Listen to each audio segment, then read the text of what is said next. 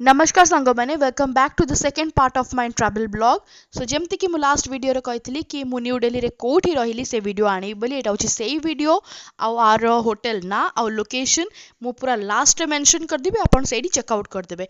बस खाली एतिकी जानतु कि मु न्यू दिल्ली रेलवे स्टेशन पाखरे थिबा पहाड़गंज एरिया रे रहितली नवदुर्गा होटल माने नवदुर्गा रेस्टोरेंट सामना गली भितरे।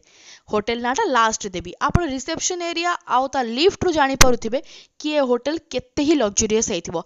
बट हाँ एटा बजेट फ्रेंडली थिला।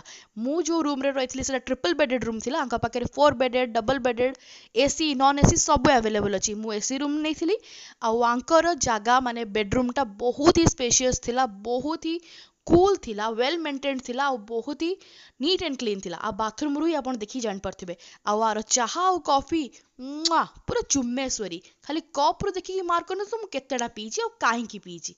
Thank you.